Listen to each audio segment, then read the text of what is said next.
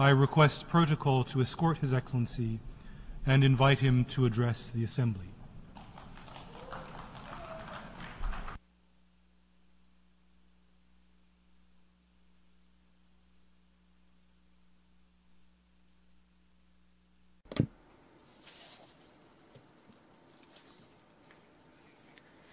Bismillahirrahmanirrahim. Mr. President,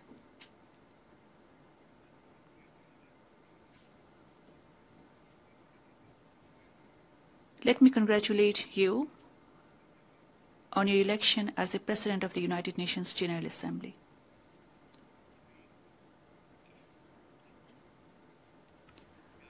I would like to assure you of Bangladesh delegation's full cooperation throughout the session.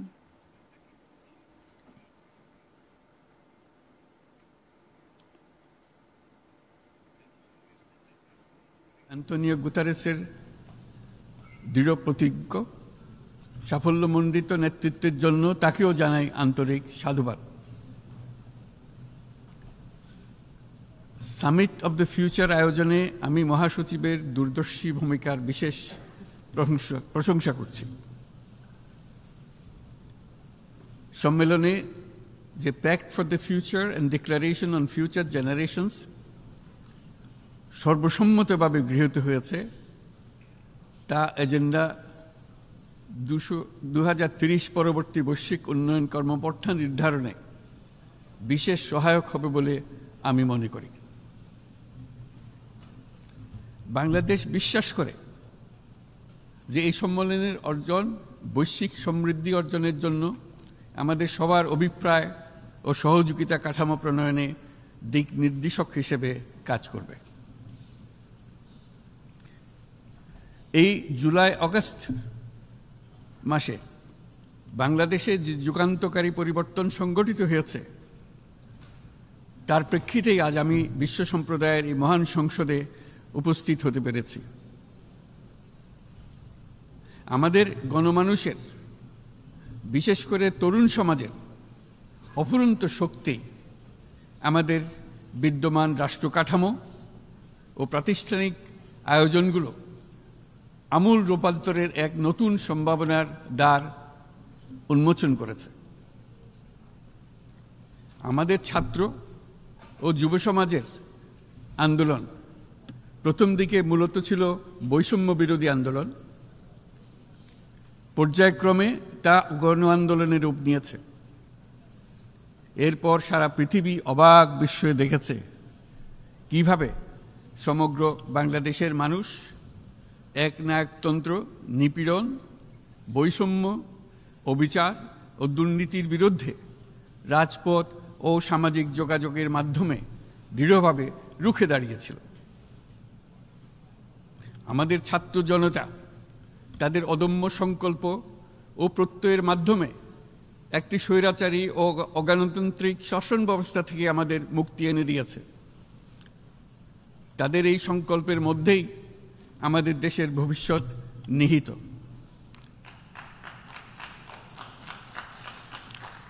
যা এই দেশকে বিশ্ব সম্প্রদায়ের মাঝে একটি দায়িত্বশীল জাতির মর্যাদায় উন্নত করবে বলে আমি বিশ্বাস করি।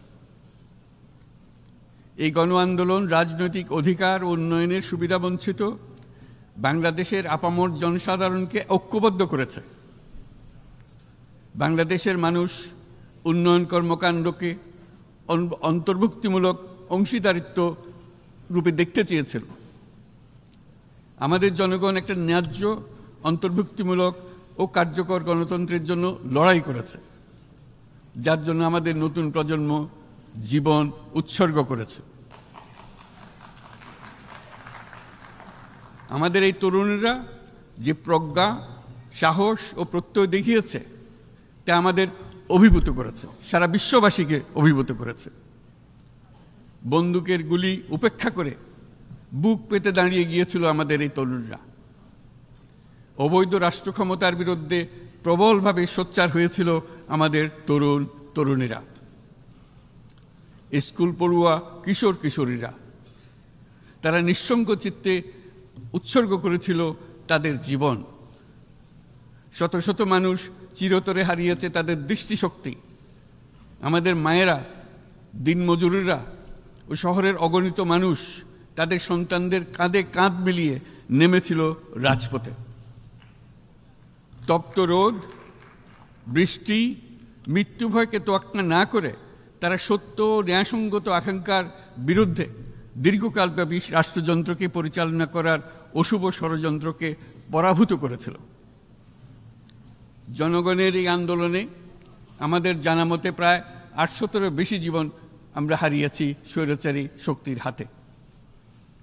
উদারনীতি, বহুত্ববাদ ও ধর্মনিরপেক্ষতার উপর মানুষের গভীর বিশ্বাস থেকেই বাংলাদেশ রাষ্ট্রের অভ্যুদয় হয়েছিল।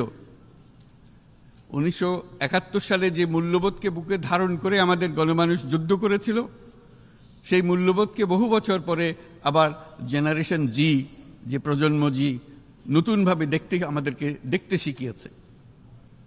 এরকমটি আমরা দেখেছিলাম 1952 সালের ভাষা আন্দোলনে, বাংলাকে মাতৃভাষা হিসেবে প্রতিষ্ঠার সময়। বাংলাদেশের এই অভ্যুত্থান আগামী দিনগুলোতে বিশ্বের বিভিন্ন প্রান্তে মানুষকে মুক্তি ও ন্যায় বিচারের পক্ষে দাঁড়াতে প্রেরণা যোগাবে। আমাদের মুক্তি ও গণতান্ত্রিক আকাঙ্ক্ষাকে বাস্তবে রূপ দিতে আমি তাই আজ বিশ্ব সম্প্রদায়কে আমাদের নতুন বাংলাদেশের সঙ্গে সম্পৃক্ত হওয়ার উদাত্ত আহ্বান জানাচ্ছি। মাননীয় সভাপতি, যে রাষ্ট্র কাঠামো দুঃসহ হয়ে গেছে তার পুনর্গঠনের জন্য আমাদের তরুণরা, দেশের আপামর জনসাধারণ একমত হয়ে আমার এবং আমার উপদেষ্টা পরিষদের উপর আস্থা রেখে সরকার পরিচালনার এক মহান দায়িত্ব আমাদের উপর ন্যস্ত করেছে। এই দায়িত্ব গ্রহণের পর আমরা গভীর বিস্ময় ও হতাশার সঙ্গে মুখোমুখিভাবে দেখতে পাচ্ছি কিভাবে সর্বগ্রাসী দুর্নীতি একটি কার্যকর গণতান্ত্রিক ব্যবস্থাকে ধ্বংসস্তূপে পরিণত করেছে, কিভাবে রাষ্ট্রের মূল প্রতিষ্ঠানগুলোকে নির্মমভাবে দলীয়করণের আবর্তে বন্দী করে রাখা হয়েছিল, কিভাবে জনগণের অর্থকে লুটপাট করা হয়েছিল, কিভাবে একটি বিশেষ স্বার্থান্বেষী গোষ্ঠী সমস্ত ব্যবসা বাণিজ্যকে অন্যায়ভাবে নিজেদের হাতে কুক্ষিগত করে দেশের সম্পদ অবাধে বিদেশে পাচার করে দিয়েছে। এক কথায়, কিভাবে প্রত্যেকটি পর্যায়ে ন্যায়, নীতি ও নৈতিকতা অদৃশ্য হয়ে গিয়েছিল। এরকম এক অবস্থার দেশকে পুনর্গঠন এবং জনগণের কাঙ্ক্ষিত রাষ্ট্র ব্যবস্থা প্রতিষ্ঠিত করার জন্য আমাদের উপর দায়িত্ব প্রদান করা হয়েছে। অতীতের ভুলগুলোকে সংশোধন করে একটা প্রতিযোগিতামূলক ও শক্তিশালী অর্থনীতি এবং ন্যায়ভিত্তিক সমাজ ব্যবস্থা গড়ে তোলাই এই মুহূর্তে আমাদের মূল লক্ষ্য। বর্তমান পরিবর্তিত পরিস্থিতিতে সকল রাজনৈতিক দল এখন স্বাধীনভাবে তাদের মতামত প্রকাশ করতে পারছে। যে সব ব্যক্তি বা প্রতিষ্ঠান রাষ্ট্রীয় কাজ ও সিদ্ধান্ত গ্রহণ করার প্রক্রিয়ায় সম্পৃক্ত, তাদের প্রত্যেকের জবাবদিহিতা নিশ্চিত করাই আমাদের অগ্রাধিকার। আমরা মানুষের মৌলিক অধিকারকে সমুন্নত ও সুরক্ষিত রাখতে দৃঢ়প্রতিজ্ঞ। আমাদের দেশের মানুষ মুক্তভাবে কথা বলবে, ভয়ভীতি ছাড়া সমাবেশ করবে, তাদের পছন্দের ব্যক্তিকে ভোট দিয়ে নির্বাচিত করবে, এটাই জাতির আকাঙ্ক্ষা এবং এটাই আমাদের লক্ষ্য। বিচার বিভাগের স্বাধীনতা সংরক্ষণ ও সাইবার ডোমেইন সহ গণমাধ্যমের স্বাধীনতা সুসংহতকরণে আমরা প্রতিজ্ঞাবদ্ধ। আমাদের একজন কৃষক বা একজন শ্রমিকের সন্তানও যেন সমাজের সর্বোচ্চ শিখরে পৌঁছতে পারে, সেই লক্ষ্যে বিশালকার অবকাঠামো নির্মাণের বদলে স্বাস্থ্য ও শিক্ষা খাতে বরাদ্দ বৃদ্ধির আমরা গুরুত্ব আরোপ করছি।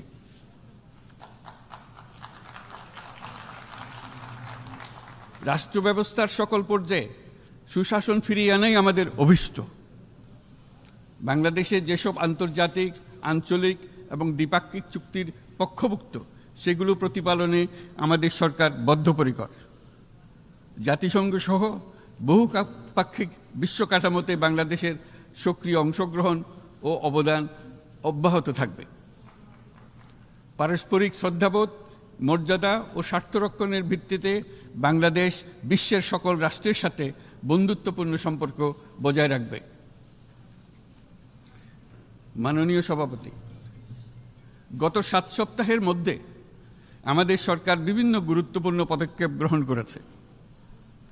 আমাদের অনুরোধে সাড়া দিয়ে জাতিসংঘের মানবাধিকার বিষয়ক হাই কমিশনার বাংলাদেশের গণ আন্দোলনকালে সংগঠিত মানবাধিকার লঙ্ঘনের বিষয়ে বিস্তৃত অনুসন্ধান এবং এইসব বিষয়ে ঘটনার পুনরাবৃত্তি রোধে পরামর্শ প্রদানের জন্য একটা ফ্যাক্ট ফাইন্ডিং কমিশন গঠন এবং তার কাজ শুরু করার জন্য দ্রুত বাংলাদেশে পাঠিয়ে দিয়েছে। আমি তাকে বাংলাদেশের পক্ষ থেকে অশেষ ধন্যবাদ জানাচ্ছি। দায়িত্বভার গ্রহণের 2 সপ্তাহের মধ্যে আমরা গুম প্রতিরোধে যে আন্তর্জাতিক কনভেনশন রয়েছে তাতে যোগদান করেছি।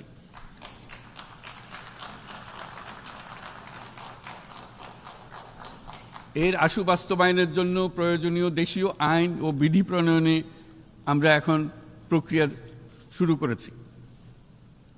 বাংলাদেশে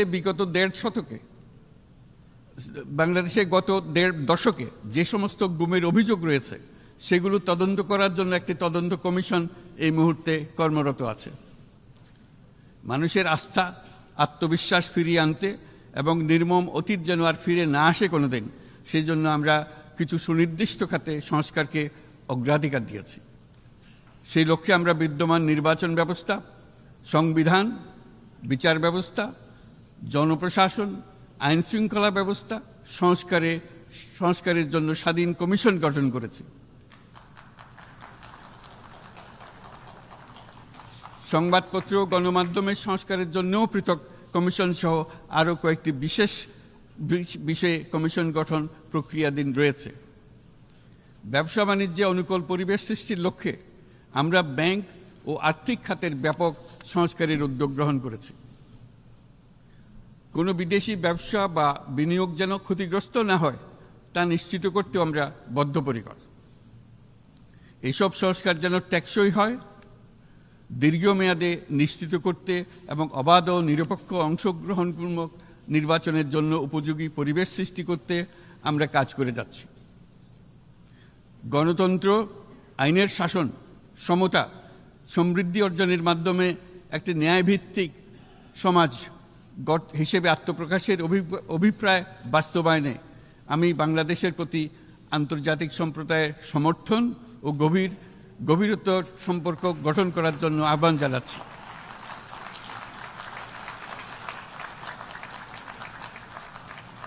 মাননীয় সভাপতি, বাংলাদেশ মনে করে যে শান্তি রক্ষা ও সংঘাত মোকাবেলা জনগণের সমৃদ্ধি নিশ্চিত করার মূল চালিকা শক্তি। সাম্প্রতিক বিপ্লবকালে আমাদের ইতিহাসের সবচেয়ে কঠিনতম সময়ে জনগণের মুক্তির আকাঙ্ক্ষা পূরণে তাদের পাশে দৃঢ়ভাবে দাঁড়িয়ে আমাদের সাহসী সশস্ত্র বাহিনীসমূহ আরও একবার শান্তির প্রতি তাদের অঙ্গীকার প্রমাণ করেছে।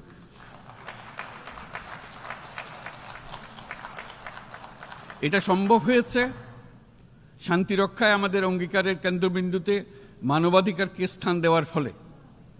জাতিসংঘের পিস বিল্ডিং কমিশনের সূচনা লগ্ন থেকেই শান্তি রক্ষার মতো শান্তি বিনির্মাণেও বাংলাদেশ সমান অঙ্গীকার ব্যক্ত করে এসছে। আমাদের দিনগুলোতে আমরা জাতিসংঘের শান্তি রক্ষা কার্যক্রমে আমাদের মূল্যবোধ ভিত্তিক অবদানের ধারাবাহিকতা রক্ষা, সমুন্নত ও প্রসারিত করতে বদ্ধপরিকর। জাতিসংঘের শান্তিরক্ষা কার্যক্রমে অবদানকারী তৃতীয় বৃহত্তম রাষ্ট্র হিসেবে বাংলাদেশ এখন পর্যন্ত 43টি দেশে 63টি মিশনে শান্তিরক্ষী প্রেরণ করেছে।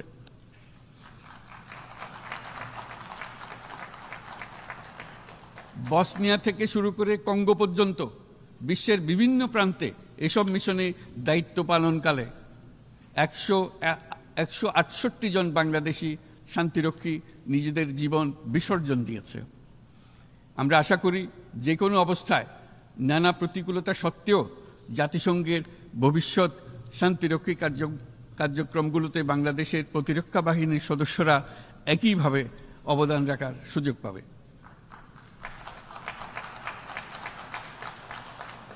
মাননীয় সভাপতি, আমাদের সকলের বাসস্থান এই পৃথিবী বৈশ্বিক অগ্রাধিকারগুলোকে সঠিকভাবে নির্ণয় করতে আগ্রহী। জলবায়ু পরিবর্তন আমাদের সকলের অস্তিত্বের প্রতি হুমকি স্বরূপ। এই গ্রীষ্মে সর্বকালের রেকর্ড ভঙ্গকারী তাপদাহ আমাদের জলবায়ুজনিত পরিবর্তনের কথা স্পষ্টভাবে স্মরণ করিয়ে দিয়েছে। আমাদের যা প্রয়োজন তা হলো জলবায়ু সম্পর্কিত ন্যায় বিচার, যাতে করে দায়িত্বজ্ঞানহীন সিদ্ধান্ত, উদাসীন আচরণ কিংবা এর মাধ্যমে সাধিত ক্ষতির বিষয়ে যারা সংশ্লিষ্ট তাদের দায়বদ্ধ করা যায়। জলবায়ু পরিবর্তনজনিত দীর্ঘমেয়াদী প্রভাবগুলো অপূরণীয় ক্ষতির কারণ হয়ে দাঁড়িয়েছে। আমরা জীব বৈচিত্র্য হারিয়ে ফেলছি, প্যাথোজেনের পরিবর্তনের ফলে নতুন রোগ বাড়ছে, কৃষিক্ষেত্রে চাপ বাড়ছে ক্রমাগতভাবে, পানি সম্পদ ঝুঁকিতে ফেলছে আমাদের বাসযোগ্যতাকে, সমুদ্র পৃষ্ঠের উচ্চতা বৃদ্ধি এবং লবণাক্ততা আমাদের ক্ষতি করছে প্রতিনিয়ত। ঘূর্ণিঝড়ের সংখ্যা ও মাত্রা বৃদ্ধির কারণে যেই ক্ষতি হচ্ছে তাকে উপেক্ষা করার সুযোগ নেই। ক্ষুদ্র কৃষক, প্রান্তিক পর্যায়ে জীবিকা অন্বেষণকারীরা জলবায়ু পরিবর্তনজনিত ঝুঁকির মুখোমুখি হচ্ছে সবচেয়ে বেশি। আমি আজ এই বিশ্ব সভায় যখন কথা বলছি তখন বাংলাদেশের পূর্বাঞ্চলে 50 লাখেরও অধিক মানুষ তাদের জীবদ্দশায় হওয়া সবচেয়ে ভয়াবহ বন্যা মোকাবেলা করে যাচ্ছে। মহাসচিব গুতেরেস আমাদেরকে দেখিয়েছেন যে বিদ্যমান পরিক্রমা অব্যাহত থাকলে বিশ্বের গড় তাপমাত্রা 2.7 ডিগ্রি সেলসিয়াস বৃদ্ধির দিকে অগ্রসর হতে থাকবে। তাই বাংলাদেশের মতো জলবায়ু ঝুঁকিতে থাকা দেশগুলোতে অভিযোজনের জন্য ব্যাপক বিনিয়োগের আহ্বান জানাচ্ছি।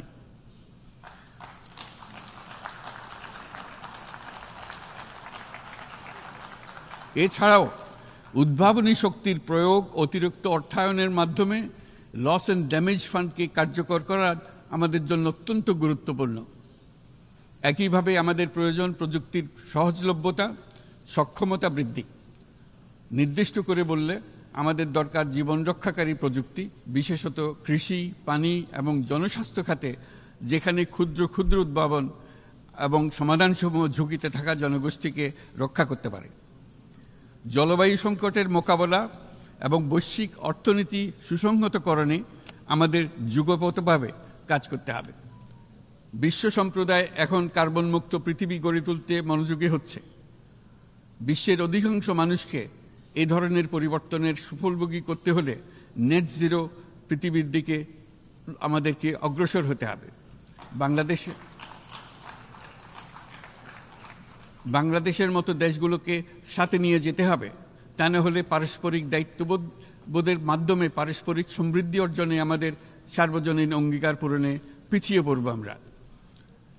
এই ক্ষেত্রে আমি বিশ্বাস করি সমগ্র বিশ্ব একসাথে 3-0 লক্ষ্য অর্জনের ধারণা বিবেচনা করে দেখতে পারে, যার মাধ্যমে আমরা শূন্য দারিদ্র্য,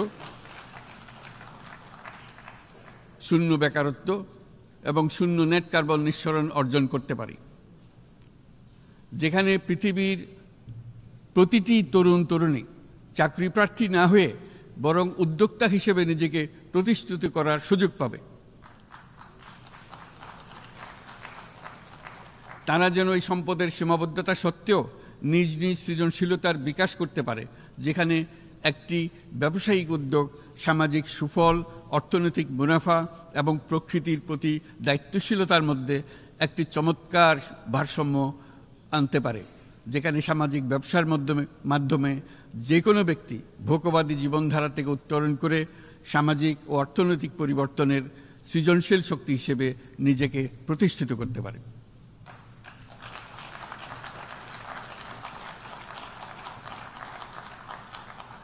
এই সময়ে তাই প্রয়োজন উন্নত উন্নয়নশীল সকল দেশসমূহ এবং বিভিন্ন অংশীদারদের মধ্যে নতুন দৃষ্টিভঙ্গি, নতুন মূল্যবোধ এবং নতুন একতা।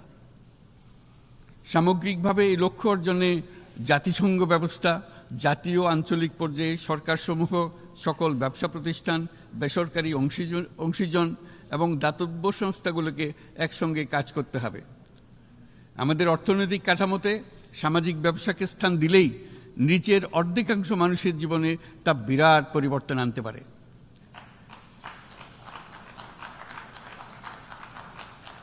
এই পদক্ষেপ একই সঙ্গে জলবায়ুর ধ্বংসাত্মক গতিকে সফলভাবে রোধ করতে পারে এবং বাজার ব্যবস্থার মাধ্যমেই এই মীমাংসা হতে পারে। এ বিষয়ে আমি মহাসচিব গুতেরেসের বিশেষ দৃষ্টি আকর্ষণ করছি। মাননীয় সভাপতি, বহুমুখী সংকটে জর্জরিত বর্তমান বিশ্বে যুদ্ধ এবং সংঘাতের ফলে ব্যাপক ভিত্তিতে মানুষের অধিকার খর্ব হচ্ছে। বিশ্ববাসীর উদ্বেগ এবং নিন্দা সত্ত্বেও গাজায় গণহত্যা থামছে না।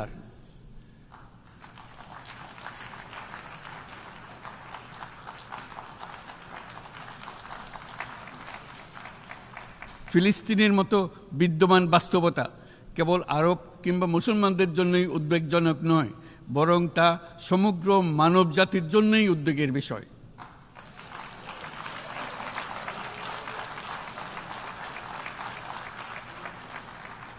একজন মানুষ হিসেবে প্রত্যেক ফিলিস্তিনির জীবন অমূল্য।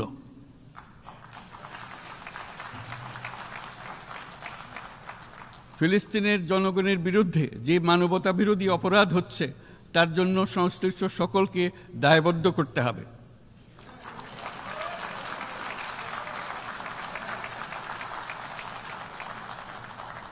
ফিলিস্তিনের জনগণের উপর চলমান নৃশংসতা, বিশেষত নারী এবং শিশুদের সাথে প্রতিনিয়ত যে নিষ্ঠুরতা বিশ্ব দেখাচ্ছে, তা থেকে নিস্তারের জন্য বাংলাদেশ অনতিবিলম্বে সম্পূর্ণ যুদ্ধবিরতির আহ্বান জানাচ্ছে।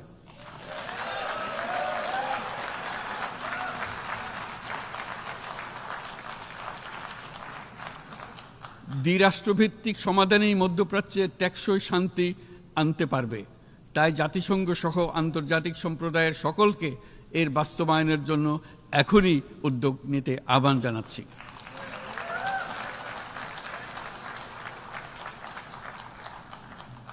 গত 2.5 বছর ধরে ইউক্রেনে চলমান যুদ্ধে বহু মানুষ প্রাণ হারিয়েছে।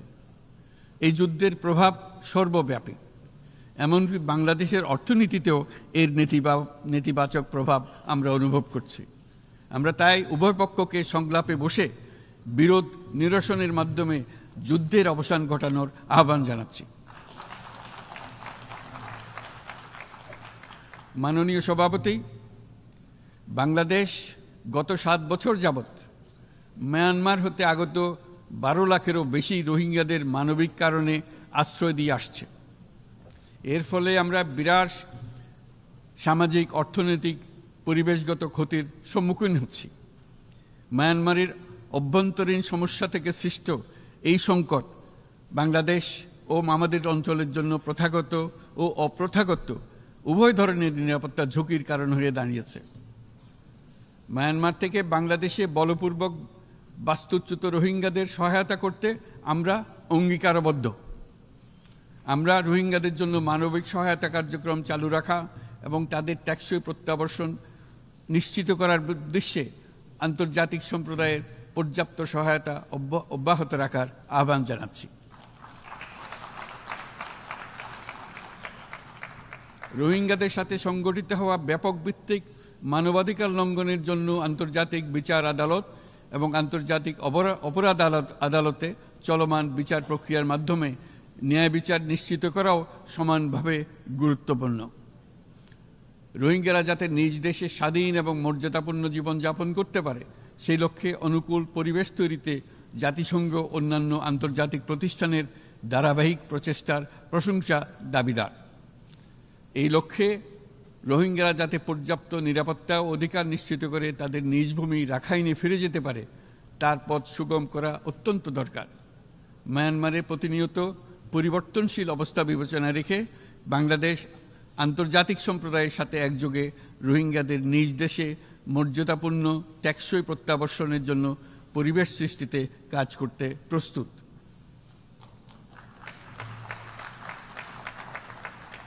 মাননীয় সভাপতি, রাজনৈতিক মুক্তি এবং সামাজিক অর্থনৈতিক জাগরণ ব্যতীত শান্তি ও নিরাপত্তা নিশ্চিতে সাফল্য অর্জন করা সম্ভব নয়। প্রায় 1 দশক পূর্বে বিশ্ব সম্প্রদায় সর্বসম্মতক্রমে এজেন্ডা 2030 প্রণয়ন করেছিল। আমরা সবাই আমাদের সামষ্টিক আকাঙ্ক্ষা ও বিশ্বাস অর্পণ করেছি এই সার্বজনীন টেকসই উন্নয়ন অভিষ্টগুলো অর্জনে।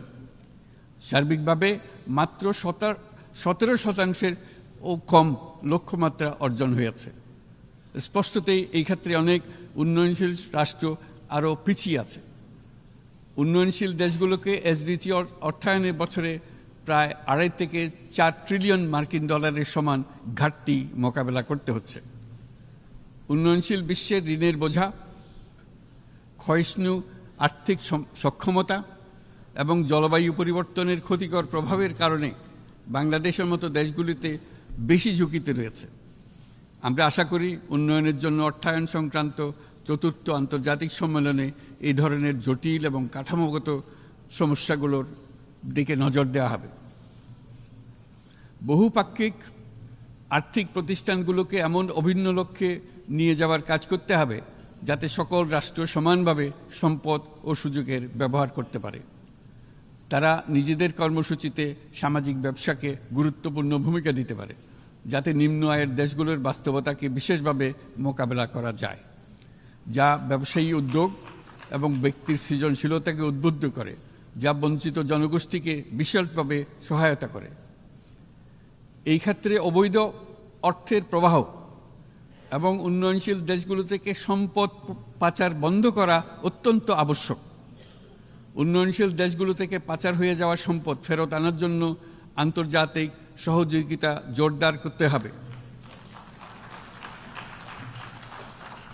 আমরা আশা করি কর ফাঁকি রোধে আন্তর্জাতিক কর কনভেনশন অতি শীঘ্রই গৃহীত হবে। মাননীয় সভাপতি, আমরা যে নিবিড়ভাবে সংযুক্ত বিশ্বে বসবাস করছি, সেখানে অভিবাসন এবং মানুষের অবাধ প্রবাহ এক অলঙ্ঘনীয় বাস্তবতা। বাংলাদেশি নাগরিকরা প্রতিনিয়ত বিভিন্ন দেশে অভিবাসী হিসেবে যাচ্ছেন। তারা বিভিন্ন দেশে তাদের কর্মসংস্থানের সন্ধানে আছেন। বিশ্বের বিভিন্ন প্রান্তে এই মুহূর্তে প্রায় 1.5 কোটি প্রবাসী বাংলাদেশি আছেন। সকলের জন্য অভিবাসনের উপযোগিতা নিশ্চিত করতে বিশ্ব সমাজকে নিরাপদ, সুশৃঙ্খল এবং নিয়মিত মর্যাদাপূর্ণ অভিবাসনের পথ সুগম করতে হবে। আন্তর্জাতিক সম্প্রদায়কে অভিবাসীদের মানবাধিকার এবং তাদের প্রতি মানবিক আচরণ নিশ্চিত করতে হবে। অভিবাসনের উপর 2018 সালে যে গ্লোবাল কম্প্যাক্ট অন মাইগ্রেশন গৃহীত হয়েছে, তার পূর্ণ বাস্তবায়নে বাংলাদেশ প্রতিশ্রুতিবদ্ধ এবং একই সাথে অনিরাপদ অভিবাসন রোধেও আমরা বদ্ধপরিকর। মাননীয় সভাপতি, প্রতি বছর প্রায় 25 লক্ষ তরুণ তরুণী বাংলাদেশের শ্রমবাজারে যুক্ত হচ্ছেন। বাংলাদেশের বিপুল জনশক্তির প্রায় 2/3 তরুণ। এই জনশক্তিকে বর্তমান ও আগামীর জন্য গড়ে তোলা বাংলাদেশের জন্য একটা বড় চ্যালেঞ্জ। ক্রমপরিবর্তনশীল কর্মজগতে একজন তরুণকে প্রতিনিয়ত নতুন দক্ষতা অর্জন করতে হয়। এই কর্মপরিবেশের সাথে মানিয়ে নেওয়া শিখতে হয়। এই জন্য বাংলাদেশ যখন মধ্যম আয়ের দেশ হিসেবে উন্নতি হচ্ছে, তখন আমরা শিক্ষা এবং প্রযুক্তিগত সহায়তা লাভের উপর বিশেষ জোর দিচ্ছি। এবার কৃত্রিম বুদ্ধিমত্তার বিষয়ে আসি। কৃত্রিম বুদ্ধিমত্তার অভাবনীয় বিকাশ এবং এর বহুমাত্রিক প্রয়োগে বাংলাদেশ বিশেষভাবে আগ্রহী। আমাদের তরুণ সমাজ জেনারেটিভ আর্টিফিশিয়াল ইন্টেলিজেন্সের সম্ভাবনা নিয়ে উচ্ছ্বসিত। একজন বিশ্ব নাগরিক হিসেবে তারাও চায় নতুন পৃথিবীতে নিয়োজিত হতে, কর্মক্ষম হিসেবে নিজেকে গড়ে তুলতে। বাংলাদেশের মতো বৃহৎ তরুণ জনগোষ্ঠীর দেশ যাতে কৃত্রিম বুদ্ধিমত্তার প্রয়োগজনিত অর্জিত সুফল থেকে পিছিয়ে না পড়ে, বিশ্ব সম্প্রদায়কে তা নিশ্চিত করতে হবে। একই সঙ্গে নিশ্চিত করতে হবে যেন কৃত্রিম বুদ্ধিমত্তার কারণে কর্মক্ষেত্রে মানুষের চাহিদা ক্রমাগতভাবে সংকুচিত হয়ে না যায়। এই প্রসঙ্গে আমি উল্লেখ করি যে আমরা ভিন্ন একটা ইন্টেলিজেন্স, অটোনোমাস ইন্টেলিজেন্স, অর্থাৎ যে কৃত্রিম বুদ্ধিমত্তা নিজেই নিজের কৃত্রিম বুদ্ধিমত্তাকে সম্প্রসারিত করতে পারে মানুষের কোনো হস্তক্ষেপ ছাড়াই, তার ব্যাপারে আমরা বৈজ্ঞানিকদের দৃষ্টি আকর্ষণ করতে চাই। তারা যেন এই ক্ষেত্রে অগ্রসর হওয়ার আগে মানুষের উপরের প্রভাব সম্বন্ধে নিশ্চিত হয়ে অগ্রসর হন। আমাদের ধারণা অটোনোমাস ইন্টেলিজেন্স মানুষের অস্তিত্বকে বিপন্ন করে তুলতে পারে, কাজে এই ব্যাপারে আমাদের সম্পূর্ণ সজাগ থাকতে হবে। মাননীয় সভাপতি, আমাদের আসলে দরকার নতুন ধরনের সহযোগিতা কাঠামো, যেখানে বৈশ্বিক ব্যবসা ও জ্ঞানের অধিকারী গোষ্ঠী মানুষের চাহিদাগুলোকে যথাযথভাবে অনুধাবন করবে। আন্তর্জাতিক সহযোগিতার মাধ্যমে উন্নয়নশীল দেশগুলোর জন্য এমন একটি রূপান্তরকারী ব্যবস্থা তৈরি করতে হবে যা কর্মসংস্থান, আর্থসামাজিক প্রতিকূলতা বা জীবিকার জন্য যুৎসয় সমাধান নিশ্চিত করবে। মাননীয় সভাপতি, আমাদের প্রচেষ্টা, সক্ষমতা এবং সম্পদ একত্রীকরণের মাধ্যমে সকলের সামর্থ্য, উদ্ভাবনী শক্তি এবং সমৃদ্ধিকে কাজে লাগাতে হবে। আর্থসামাজিক উন্নয়ন এবং জলবায়ু সহনশীলতা নিয়ে আমরা প্রতিনিয়ত যে প্রতিকূলতার সম্মুখীন হচ্ছি, সম্মিলিত উদ্যোগের মাধ্যমে তার মোকাবেলা করতে হবে। বৈশ্বিক দক্ষিণের দেশগুলোকে অনন্য অর্থনৈতিক এবং সামাজিক প্রেক্ষাপটে দক্ষিণ দক্ষিণ এবং ত্রিভুজীয় সহযোগিতা এই ক্ষেত্রে বিশেষভাবে সহায়ক হতে পারে বলে আমি মনে করি। বৈশ্বিক দক্ষিণের আওয়াজকে বিশ্বব্যাপী জোরালোভাবে তুলে ধরার জন্য প্রয়োজন সম্মিলিত উদ্যোগ। সেজন্য বৈশ্বিক এজেন্ডা প্রণয়ন ও বাস্তবায়ন নিশ্চিত করতে বৈশ্বিক দক্ষিণের দেশগুলোর মতামতকে যথাযথ গুরুত্বের সাথে বিবেচনা করতে হবে। জনাব সভাপতি, কোভিড অতিমারির অভিজ্ঞতায় আমরা দেখেছি জনস্বাস্থ্যে ব্যাপক বিনিয়োগ কতটা গুরুত্বপূর্ণ হতে পারে। বিশ্ব স্বাস্থ্য সংস্থায় বৈশ্বিক অতিমারি চুক্তির চলমান আলোচনায় বাংলাদেশ নেতৃত্ব প্রদান করে চলেছে। আমরা চাই কার্যকর আন্তর্জাতিক সহযোগিতা, জনস্বাস্থ্য ব্যবস্থায় অর্থায়ন, প্রযুক্তি হস্তান্তর, গবেষণা ও উন্নয়ন, ভ্যাকসিন থেরাপিউটিক্সের উৎপাদন, বহুমুখীকরণ এবং সকল ভ্যাকসিনকে মেধাস্বত্ব অধিকার মুক্ত ঘোষণা করার ব্যাপারে ঐক্যমত্য গঠন। অসংক্রামক রোগসমূহের বিরুদ্ধে লড়াইয়ে এই বিষয়গুলি অত্যন্ত গুরুত্বপূর্ণ। জনাব সভাপতি, এবছর আমরা জাতিসংঘের সাথে বাংলাদেশের অংশীদারিত্বের সুবর্ণ জয়ন্তী উদযাপন করছি। গত 50 বছর ছিল আমাদের জন্য একটা পারস্পরিক শিক্ষণীয় সম্মিলিত যাত্রা। সীমিত উপায়ে বাংলাদেশ বৈশ্বিক শান্তি ও নিরাপত্তা, ন্যায়, সমতা, মানবাধিকার প্রতিষ্ঠায় ধারাবাহিকভাবে অবদান রেখে আসছে। আমাদের সমন্বিত প্রয়াসের পেছনে আছে সত্যিকার অর্থে একটি নিয়মভিত্তিক বৈশ্বিক ব্যবস্থা গড়ে তোলা। এই প্রসঙ্গে উদাহরণ হিসেবে আমি স্মরণ করছি 1999 সালে জাতিসংঘ সাধারণ পরিষদে ক্ষুদ্র ঋণের উপর গৃহীত রেজুলেশনের কথা। সেই সময় জাতিসংঘ 2005 সালকে ইয়ার অফ মাইক্রোক্রেডিট ঘোষণা করেছিল, যার ফলে ক্ষুদ্র ঋণ বিশ্বব্যাপী সম্প্রসারিত হবার সুযোগ পেয়েছিল।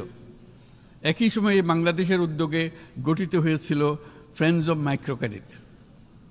2001 সাল থেকে সাধারণ পরিষদে কালচার অফ পিস সংক্রান্ত বাৎসরিক যে রেজলিউশন গৃহীত হয়ে আসছে, বা নিরাপত্তা পরিষদে নারী, শান্তি ও নিরাপত্তা সংক্রান্ত যে 1325 নম্বর রেজলিউশন গৃহীত হয়েছিল, তা বাংলাদেশের বিশ্বজনীন উদ্যোগগুলোর প্রতিফলন এবং অবদান। মাননীয় সভাপতি, আজ এই মহান বিশ্বসভায় বিশ্ব নেতৃবৃন্দের উপস্থিতিতে প্রতিধ্বনিত হচ্ছে শান্তি, নিরাপত্তা, ন্যায় বিচার প্রতিষ্ঠা এবং সম্পদের সুষম বন্টনের মাধ্যমে সকলের অন্তর্ভুক্তি নিশ্চিত করার আহ্বান।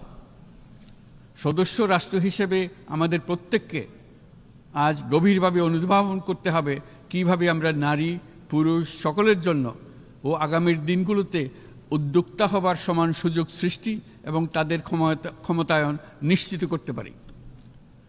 সকল বৈশ্বিক সমস্যার সমাধানের জন্য আমাদের সবার হাতে যথেষ্ট সক্ষমতা, সম্পদ এবং উপায় রয়েছে। আসুন আমরা জাতীয় বা আন্তর্জাতিক যেসব প্রতিশ্রুতি দিয়েছি তা বাস্তবায়ন করি এবং অর্থনৈতিক ক্ষেত্রে সামাজিক ব্যবসার ধারণা প্রতিষ্ঠিত করে সকল প্রকার বৈষম্য ও অসমতার অবসানে ঐক্যবদ্ধভাবে আমরা কাজ করি। বাংলাদেশের তরুণরা প্রমাণ করেছে যে মানুষের স্বাধীনতা, মর্যাদা ও অধিকার সমুন্নত রাখার অভিপ্রায় কোনো উচ্চাভিলাষ নয়, বরং এটা সকলের নিশ্চিত প্রাপ্য। আজ এই মহান সমাবেশে আপনাদের উপস্থিতিতে শান্তি, সমৃদ্ধি ও ন্যায় বিচার নিশ্চিত করতে আন্তর্জাতিক, আঞ্চলিক এবং জাতীয় পর্যায়ে বাংলাদেশে তার ভূমিকাকে ক্রমাগতভাবে জোরদার করার নিশ্চয়তা দিচ্ছে। আজ আপনাদের সবাইকে শুভেচ্ছা জানাচ্ছি, ধন্যবাদ জানাচ্ছি।